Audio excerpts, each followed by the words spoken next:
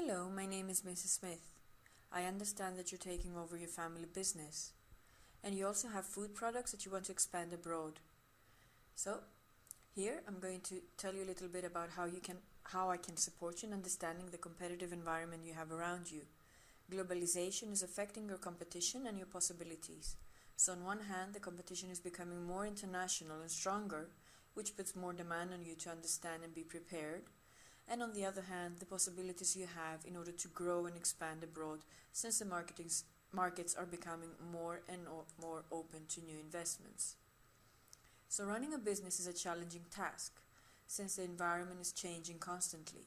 In the book The World is Flat by Thomas Friedman, he discusses the reasons behind globalizations, such as technology shift, the end of the Cold War, and end of national restrictions of finances. This leads to globalization and thereby larger international competition.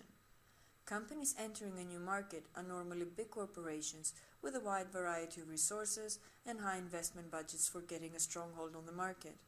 However, the reasons discussed by Friedman has led to possibilities for expansion abroad for small and medium-sized enterprises.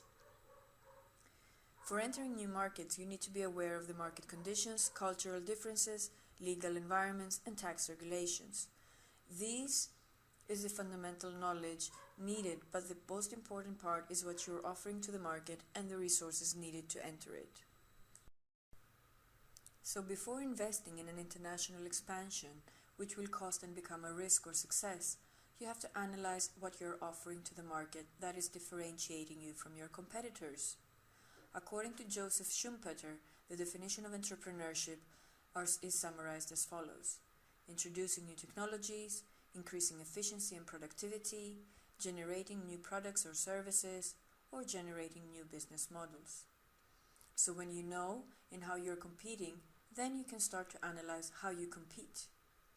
Is your offer based on one side price and on the other quality? Both parts have their pros and cons.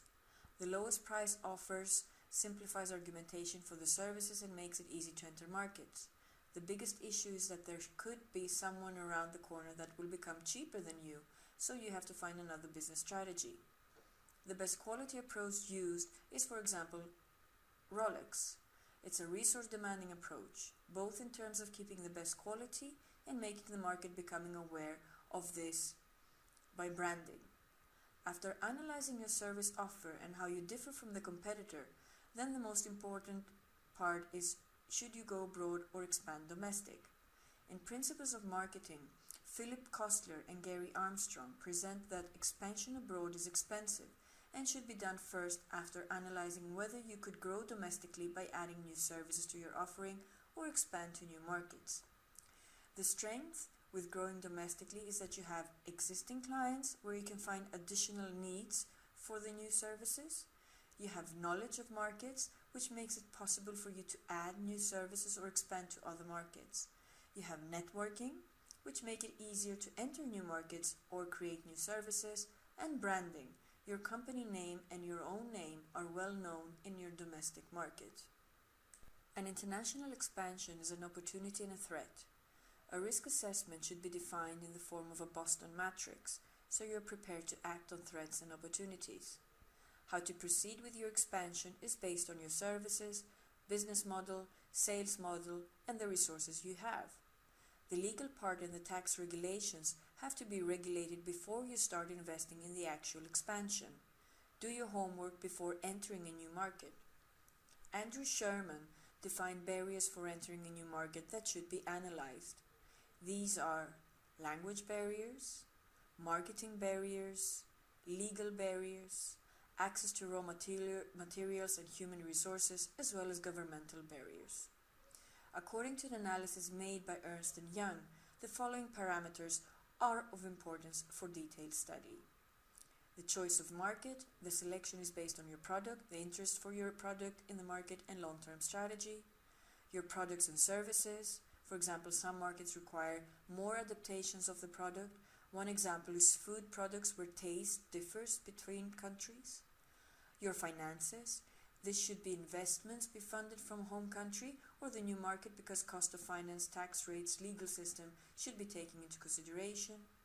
Your operating model, for example, an expansion, has an effect on organization and your finances, and a need could arise to reorganize the company. Your sales and marketing, you should decide on how to sell products either direct or via distribution networks. The people, find the right mix of people with local knowledge and expertise from your market and the new market. And of course, tax and regulation. Is this market right for your product based on how well protected you are and how easy it is to resolve disputes? Are there positive incentives in form of tax exemptions? Sales model and financing. The selection of a sales model is based on your needs, your business model, and your finances. If your sales model is web-based, then it can be quite easy to sell directly and support sales in English to a lot of countries. If your sales model is based on location, for example a restaurant, then you have to be located on one way or another. A list of sales models are presented to give you an idea of different models that can support your expansion. An agent is a person or company that sells your services. Licensees, a company produces and sells your services under their branding based on a license agreement.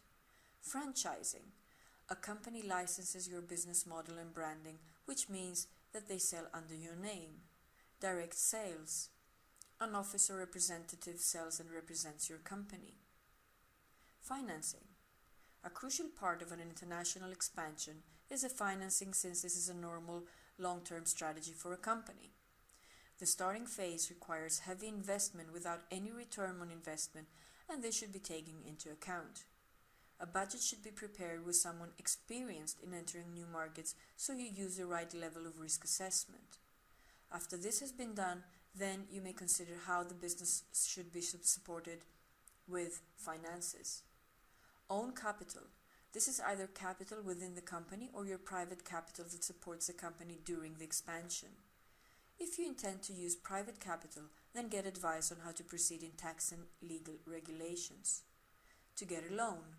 This could be from family and friends, banks, or national fundings. The higher the risk, the higher the interest rate, and for some companies the banks are not even interested to provide a loan. In some countries, national fundings provide loans when banks are not, but this comes with a higher interest rate. Investors. You select investors after phase and level of investment. If the expansion is in seed phase, then business angels, family, and relatives can be investors. If the level of investment is higher, then investors with larger fundings are more appropriate. Investors ordinarily want a plan for how to get a return on investment on their money within 3 to 7 years. So when you consider investors, then create a list of what support you need, for example, marketing, logistics, networks. Make sure you have defined your goals clearly.